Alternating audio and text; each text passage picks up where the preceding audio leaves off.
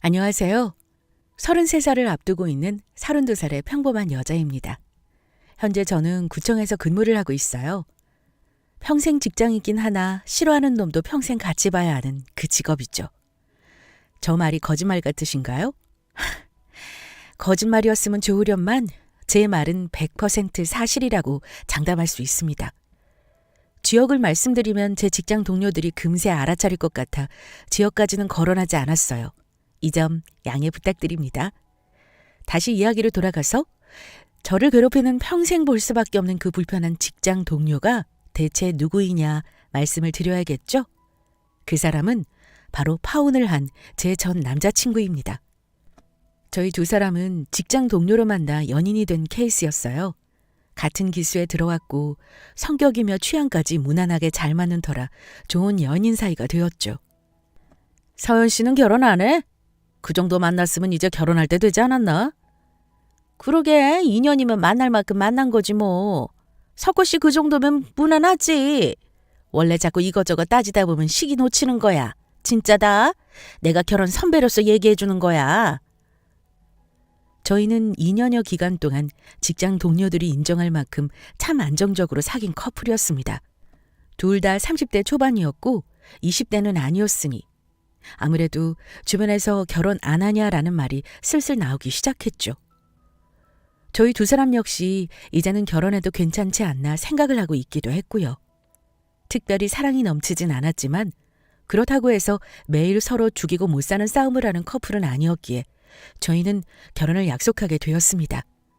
이 사람이라면 결혼을 해도 무난하게 함께 잘 살아갈 수 있을 거라는 생각이 들었거든요. 저는 늘 평범하고 안정적인 삶을 추구해왔기 때문에 나와 비슷한 성향과 생각을 가진 사람을 만나는 걸 우선시했습니다. 그렇기에 나와 잘 맞는 성향, 같은 직업을 가진 그 사람은 저의 결혼 배우자로서 완벽했어요.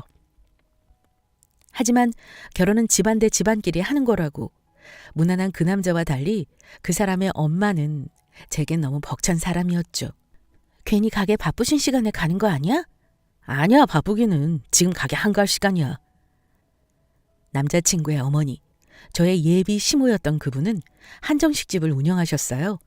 맛집처럼 사람이 바글바글 하진 않지만 점심시간 퇴근 후가 가장 바쁜 평범한 매출을 가진 식당이었죠. 가게를 비울 수 없으니 같이 식사나 할 겸 가게로 찾아오라는 예비 시모의 말에 저는 첫 대면을 예비 시모의 가게에서 했습니다.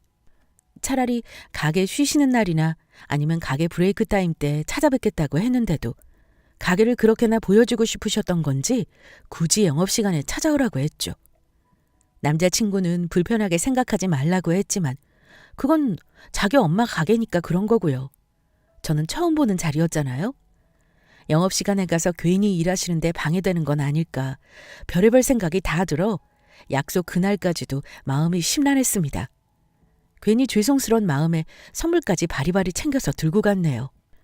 지금 생각해보면 그 선물을 당장이라도 회수해오고 싶은 마음뿐입니다. 그 돈으로 우리 엄마 아빠 선물이나 더 사드릴 걸 하고 말이죠. 어서 오세요. 몇 분이세요? 이것 봐. 내가 가게 바쁘실 것 같다고 했잖아. 아, 진짜. 역시나 제가 남자친구와 함께 시모 가게를 방문했을 때는 정신이 하나도 없었어요. 시간대가 애매하긴 했지만 딱 그 시간부터 직장인들이 퇴근하고 나서 아니면 가족들끼리 저녁 식사를 할 타임이었거든요. 남자친구도 그 정도일 줄은 자기도 몰랐던 건지 당황한 눈치였습니다. 시어머니가 될 남자친구의 엄마는 저희 얼굴도 제대로 보지 않은 채 몇 분이시냐 예약하셨냐 정신없어 보였죠. 엄마! 그때 남자친구가 시모를 큰 소리로 불렀고 시모는 그제야 저희 얼굴을 바로 보았습니다. 어머! 아, 왜 이렇게 늦게 왔어? 아니, 바쁜 시간 아니라고 했잖아. 예약도 없다고. 서연이 처음 보는 자리인데.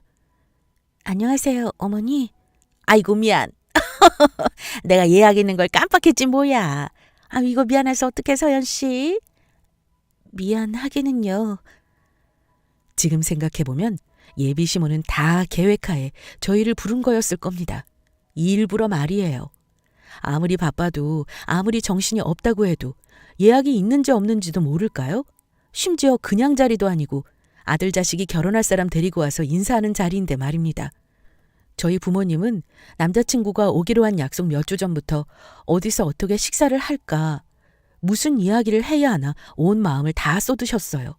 그러다 보니 예비 시모의 태도가 더욱 비교되었죠. 자, 우리 예비 며느리 엄마 좀 도와야겠다. 네? 엄마, 갑자기 그게 무슨 소리야. 내가 할게. 서연이 데려다주고 올 테니까 나랑 둘이서 해. 아유, 어차피 그 가족들 사이고 서연이도 미리 배워야지. 아니, 대체 배우긴 뭘 배우라는 건지. 지금이라면야 이건 아닌 것 같다고 예비 시모의 행동을 지적하고 그 자리를 나왔겠지만 당시에는 그런 생각을 할 겨를조차 없었어요. 재빠르게 제 손에 들려있던 선물을 내려두고 제게 앞치마를 손수 메어주는데 경황이 없었습니다. 아니, 손님이 많아서 지금은 얘기도 제대로 못하고 어차피 내일 주말이나 너희 쉬잖아. 조금만 도와줘. 그래요. 그것도 있었죠. 내가 사랑하는 사람 부모인데 솔직히 말해서 미운 털 박히기 싫었습니다. 예쁘게 보이고 싶었어요. 그게 참 멍청한 행동이었죠. 예, 서연아, 매화방에 단호박죽. 네? 아, 네. 살살 웃으며 부탁 좀 한다던 모습은 온데간데 없고 예비 시모는 저를 무슨 일당 받고 온 아르바이트생 대하듯 했습니다. 소리도 질렀어요. 빨리빨리 테이블 빼라고 말입니다. 남자친구는 제 눈치를 보느라 정신이 없었고요. 무거운 것은 자기가 들겠다고 하며 들고 가는데 그것도 짜증이 났습니다. 아유, 고생했네. 오늘 갑자기 우리 직원 하나가 아프다고 못 나오는 바람에 일이 꼬였지 뭐야.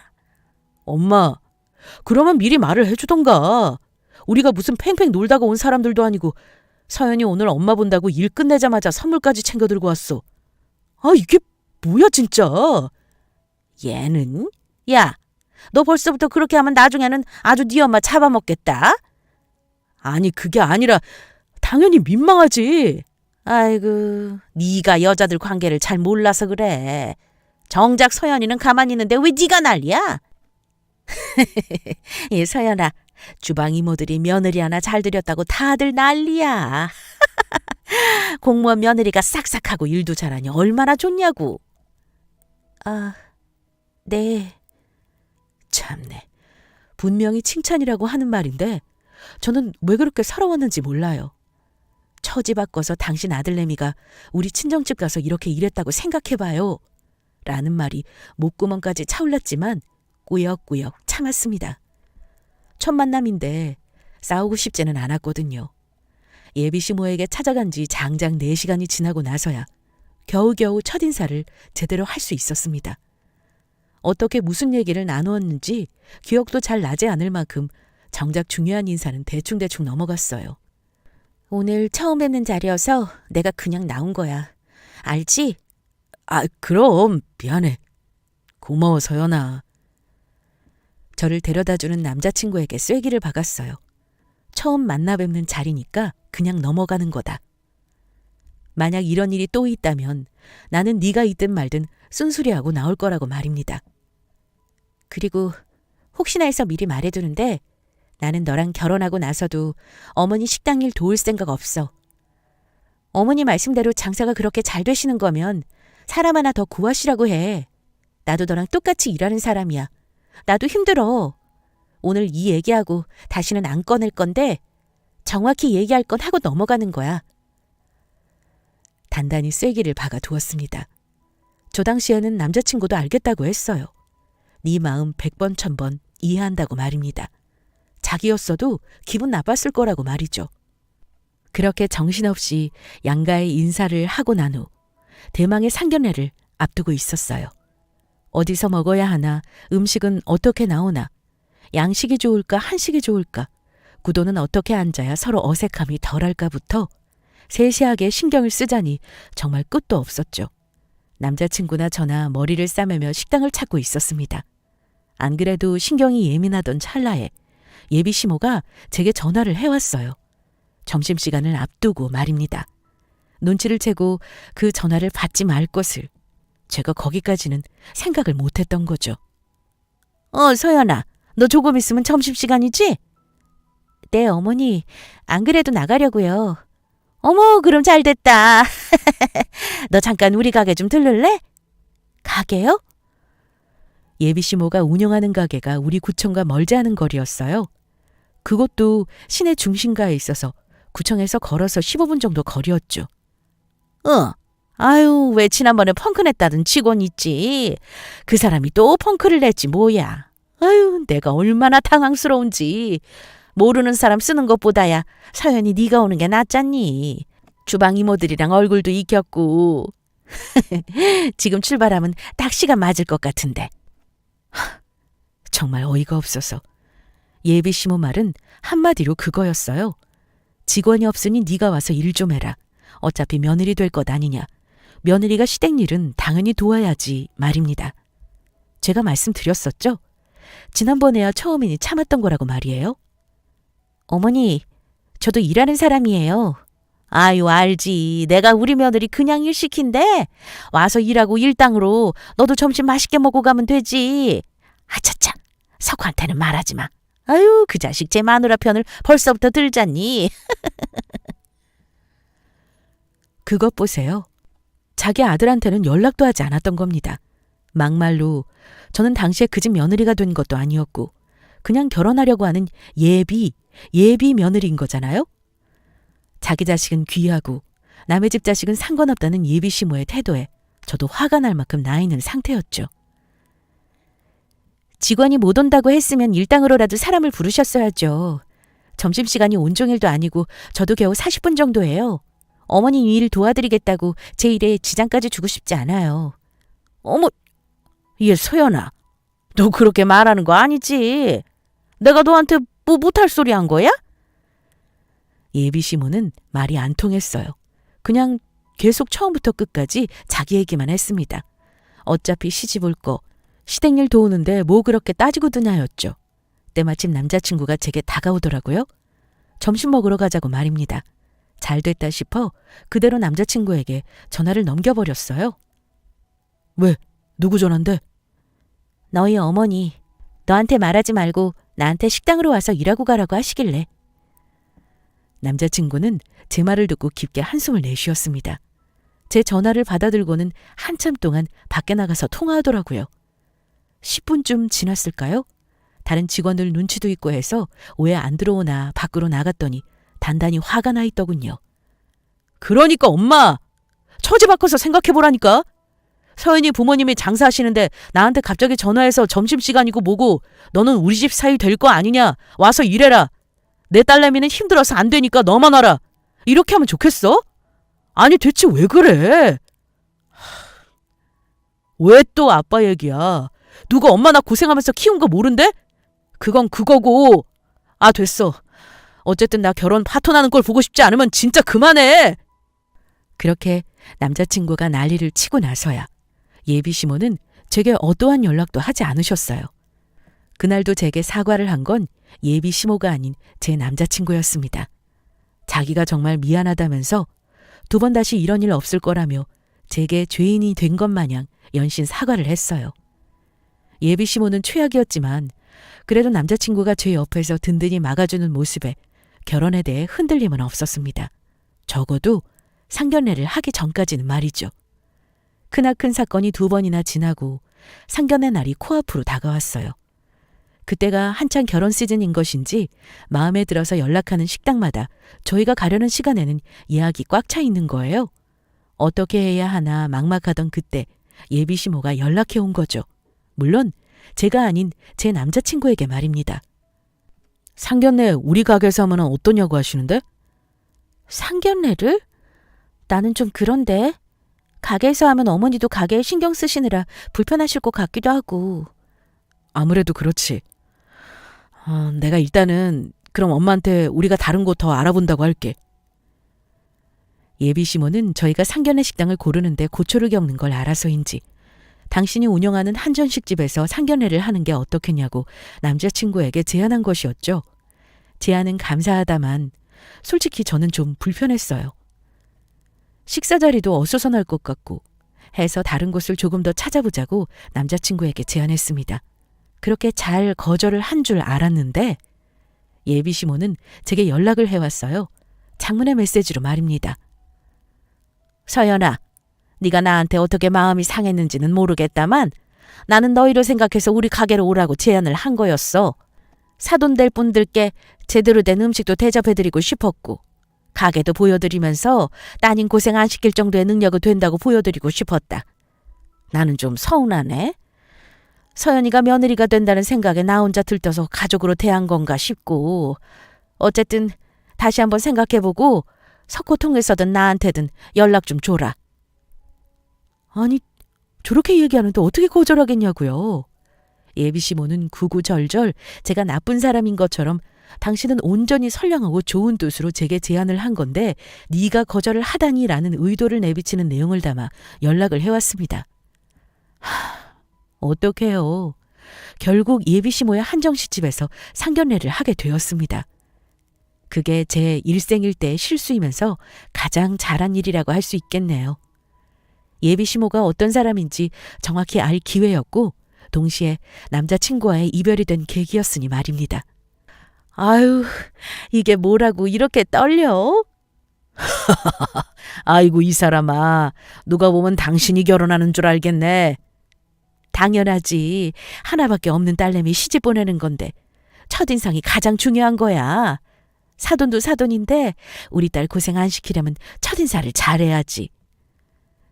대망의 상견례 당일, 저희 부모님은 저보다도 더 긴장하신 상태였어요.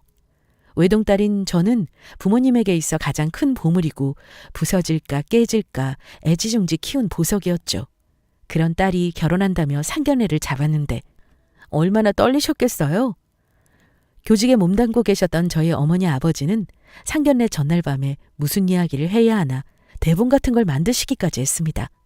그렇게 저희 부모님과 저는 긴장 반 설렘 반으로 예비시모의 한정식 집으로 향했어요. 어머나! 처음 뵙겠습니다. 석호 어미입니다. 우리 서연이가 누구를 닮아서 이렇게 예쁘나 했더니 사돈 어른들을 뵈니 딱 알겠네요. 아이고, 우리 딸아이를 예쁘게 봐주셔서 감사합니다. 저희야말로 석호가 어떻게 이렇게 반듯하게 자랐나 했더니 사부인 덕이었네요. 초반의 상견례 분위기는 나쁘지 않았어요. 인사치레였지만 서로 덕담도 나누고 이렇게 훌륭한 딸, 아들을 키워주셔서 감사하다. 얼마나 고생이 많으셨냐. 서로 감사 인사까지 주고받았습니다. 저나 남자친구 역시 한시름 긴장을 놓았죠. 그런데 한두 잔 주고받던 술이 문제의 시작이었습니다. 정확히 얘기하자면 예비시모의 본색이 드러난 게 문제였죠. 웃음소리가 점점 커지기 시작하더니 예비시모는 첫 만남에 선을 넘는 말들을 하기 시작했습니다. 사돈, 제가 오늘 준비한 음식이 다 얼만 줄이나 아세요? 예? 글쎄요, 뭐 당연히 좋은 것들로 해주시지 않았을지. 그러게요, 사돈. 음식이 정말 맛있네요. 예비시모의 갑작스런 질문에 저희 부모님은 당황하신 듯 했어요. 음식 맛이 좋다, 식당 분위기도 참 좋은 것 같다며 저희 부모님은 칭찬을 아끼지 않으셨습니다. 그렇죠. 이게 인당 30만 원짜리 코스예요. 아유, 제가 우리 아들내미 장가 보내겠다고 뭐 아끼지 않고 준비하기는 했다만 솔직히 뭐 요즘 다들 딸이 재산이다라고 하는데 글쎄요, 저는 그래도 아들이 낫지 않나 싶네요. 엄마, 술 너무 많이 드신 것 같은데? 아니야. 기분 좋은 날인데 드실 수 있지. 딸, 아들 다 보물이죠.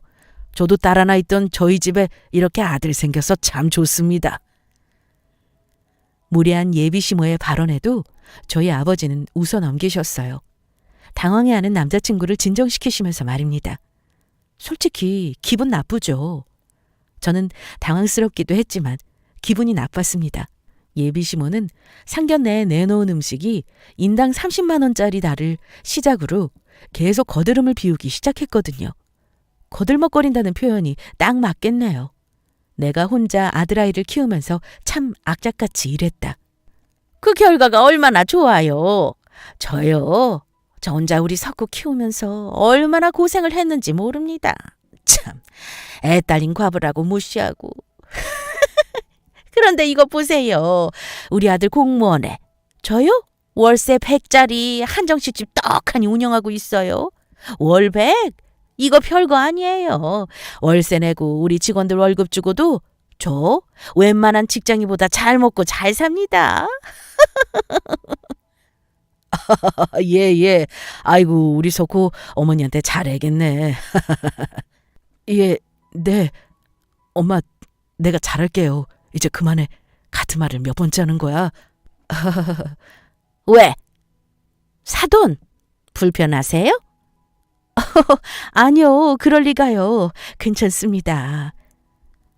지금도 저 당시를 떠올리면 정말이지 스트레스 지수가 치솟는 게 느껴질 정도입니다.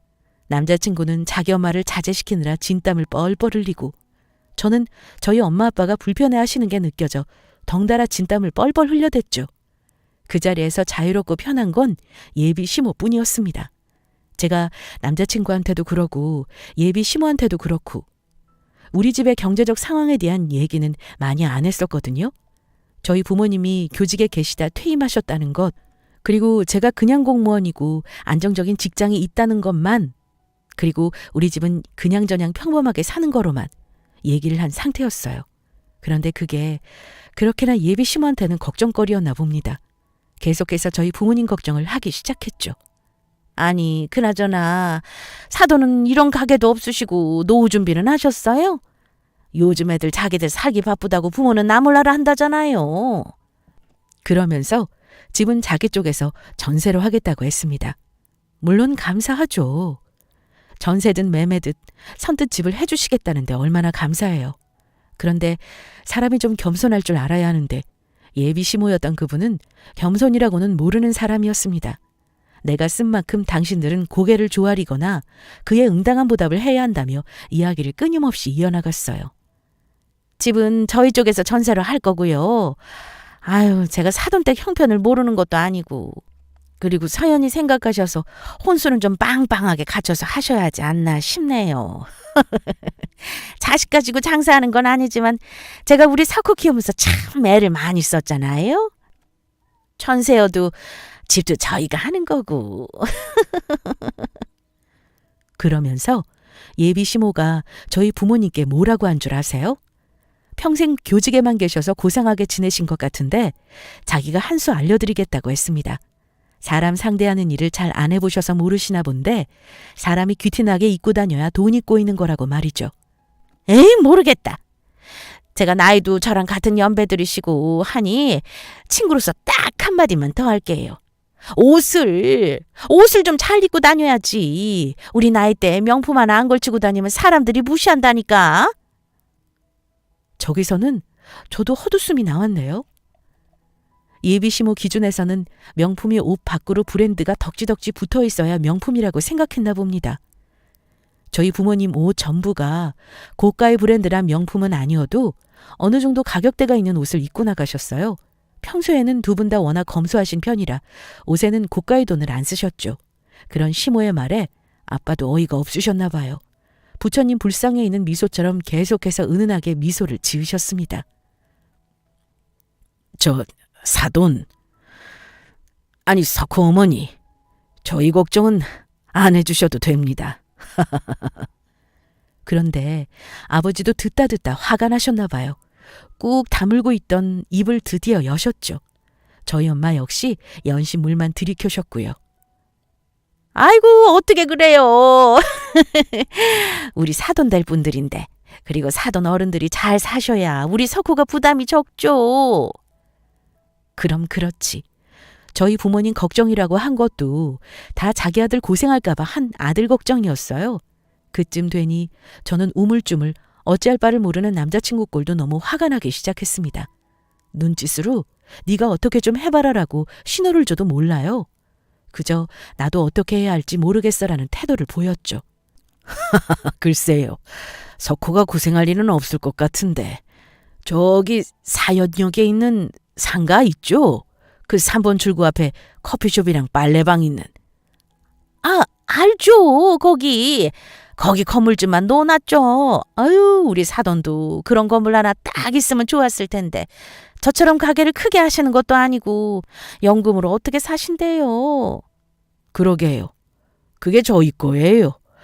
카페에 있는 그 건물이랑 빨래방 건물 2채요. 월세로 3천 정도 나오는데 안 그래도 저희 안사람이 심심해해서 거기에 가게 하나 자그맣게 해주려다가 괜히 우리 마누라 고생시키는 것 같아서 그냥 편하게 놀러 다니자고 했습니다. 저 소리는 저도 처음 듣는 소리였어요. 아무리 자존심이 상해도 그렇지 아빠가 너무 무리수를 던지시는 게 아닌가 하는 생각이 들었죠. 그 건물이 5층짜리 주상복합이었거든요. 저는 부모님이 그곳에 있는 원룸 중 하나를 임대받으신 거로 알고 있었어요. 왜 그런 거 있잖아요. 건물 내 세대를 분양받아서 또 임대하는. 저는 그런 것인 줄 알았습니다. 제가 우리 딸아이 버릇없게 크거나 돈 귀한 줄 모르고 클까봐 일부러 얘기는 안 했어요. 아이고 나 참 농담도 잘하셔. 그 건물이 사돈 들 거면 제가 얼마나 좋게요. 그럼 거기에 가게 하나만 하게 해주시든가요. 농담도 잘하시네. 하지만 예비 시모는 저희 아빠 말을 믿지 않으셨어요. 사실 저 역시 마찬가지였죠. 그때 예비 시모의 그 말에 저희 엄마가 핸드폰에 저장된 계약서 하나를 보여주셨습니다. 이번에 새로 들어온 세입자분과 거래한 계약서였어요. 거기에는 건물 명의자 이름으로 저희 엄마 아빠 2분 성함이 적혀 있었죠. 저희가 공동 명의로 해서요. 사돈 말씀처럼 고작 선생일이나 하던 사람들이 어떻게 건물까지 산 건지 저희도 신기하네요. 저희 남편이 워낙 재산 불리기를 잘해서요. 참고 참던 엄마는 예비 시모에게 크게 한 방을 날리셨습니다. 예비 시모는 그 계약서를 보고 나서야 사실이라고 인지를 했죠. 그때부터 술이 깬 것인지 아니면 애초부터 술은 안 취해 있었던 건지 예비 시모의 태도가 달라지기 시작했어요. 어머, 공동 명의를 하셨구나. 아유, 우리 바깥 사돈이 참 생각을 잘하셨네요. 부부가 같이 공동 명의면 아유, 너무 좋으시겠다. 우리 안사돈은 아니 어쩜 그렇게 건물들을 잘 잡으셨어요. 보는 사람이 다 민망할 만큼 예비 시모의 입 바른 소리는 계속되었습니다. 어쩐지 그래서 그렇게 2분 다 부티가 나신 거냐면서 말이죠. 서연이도 너무 곱게 자란 티가 난다. 애가 귀티가 난다는 둥 말입니다. 하지만 이미 배는 떠났죠. 예비 시모의 무례한 발언과 태도, 생각, 그리고 제 남자친구인 그 사람의 방관하는 태도에 저는 부모님과 마음이 떠난 뒤였습니다. 그러게나 말입니다. 저희가 운이 좋았죠. 그나저나 석호 어머니, 이게 인당 30만 원 코스라고 하셨었나요? 네, 인당 30만 원이요. 이건 제가 대접하는 거니 마음껏 드세요. 인당 30이면 참 아깝네요. 네? 이 정도 맛에 이 정도 구성에 이런 실내 정식이면 30은 너무 아깝지 않나 생각이 들어서요. 저도 같은 연배 친구로서 말씀드리자면 이렇게 장사하시다가는 문 닫는 건 시간 문제겠는데요. 좀 쉬시더라도 음식 연구도 다시 하시고 인테리어도 좀 하셔야겠어요. 기분 상하신 건 아니죠? 아니, 아이고 나 참. 저희 아빠는 대놓고 음식 맛이 없고 구성도 별로라고 하셨습니다. 가게 실내 장식도 참 별로라고 말이죠. 주말인데도 이렇게 사람이 없으면 평소에는 직장인들 대상으로만 장사하시는 거냐고, 이래서 유지가 되겠냐고 말입니다.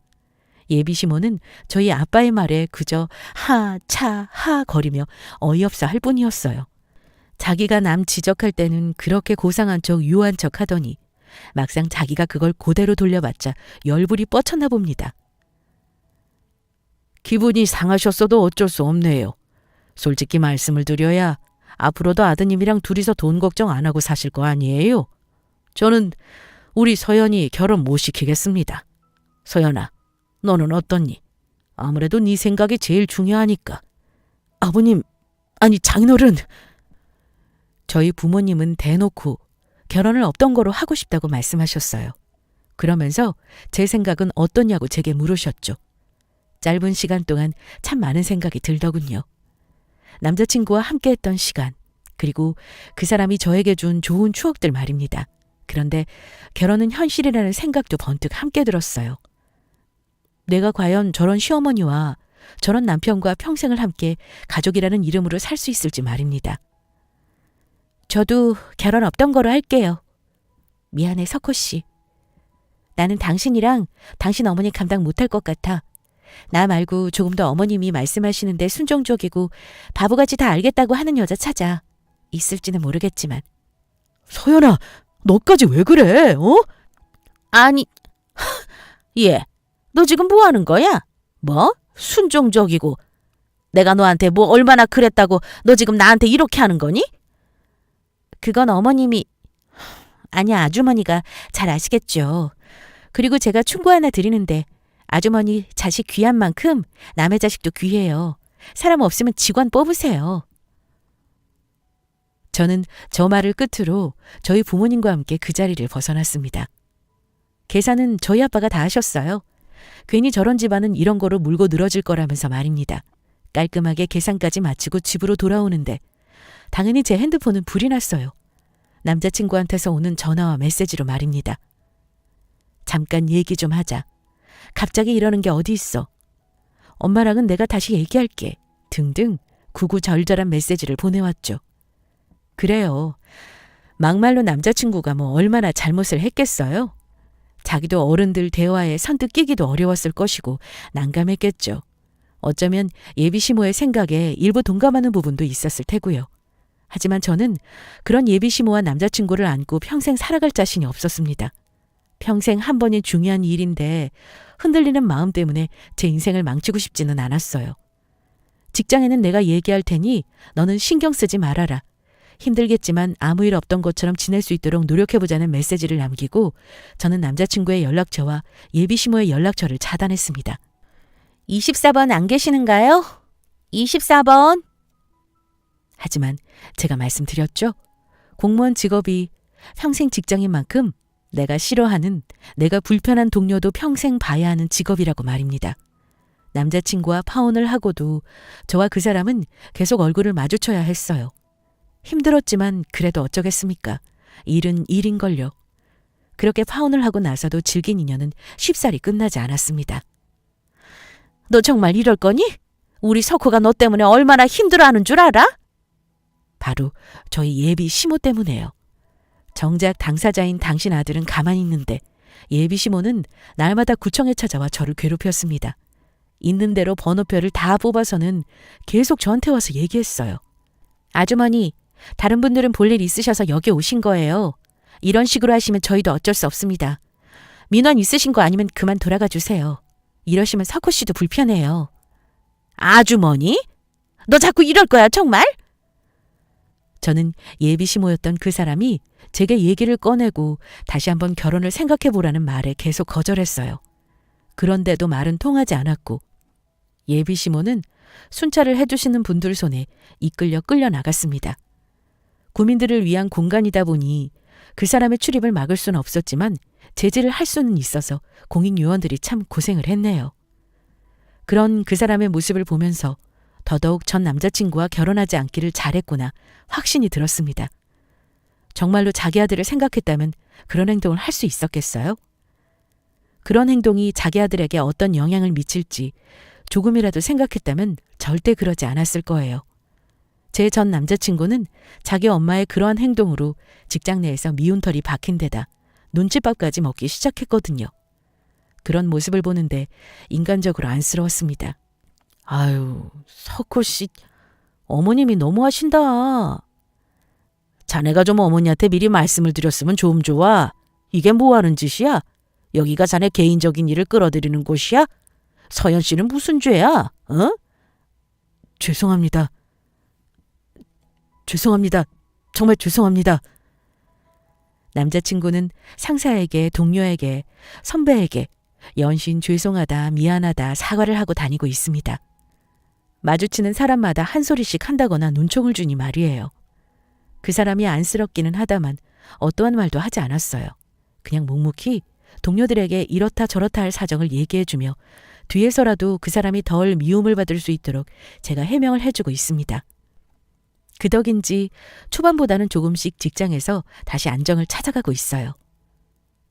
서연 씨, 그 얘기 들었어? 뭐요? 또 무슨 일 있어요?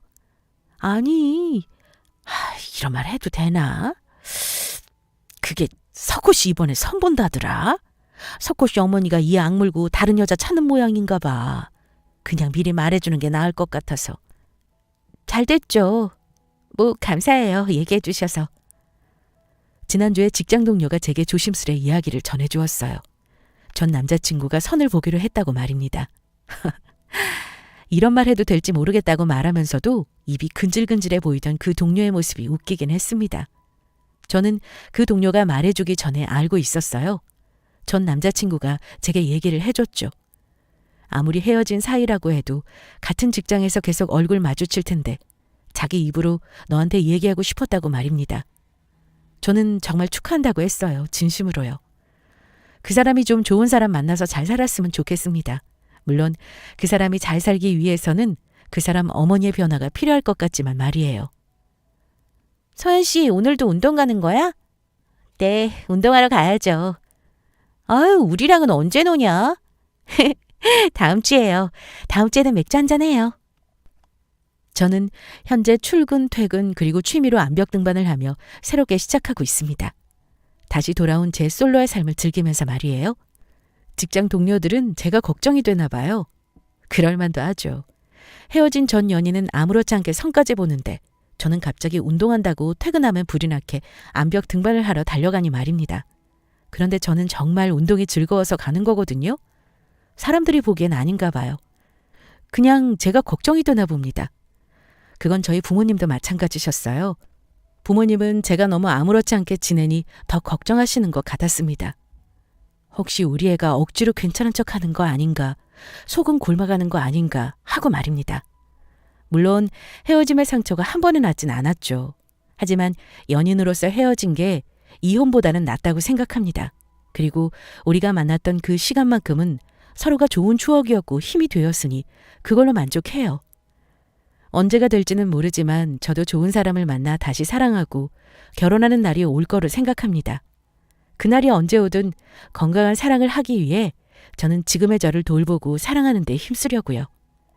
자, 여러분, 여기까지가 제가 들려드리고자 한 사연이었습니다. 제 이야기가 어떠신가요? 제가 잘 선택한 것이겠죠? 결혼을 선택하지 않은 건 말입니다. 저는 잘했다고 생각하는데 말이에요. 길고도 길었던 제 이야기를 들어주셔서 정말 감사합니다. 이렇게 글로 적고 나니 한결 더 마음이 가벼워진 것 같아요.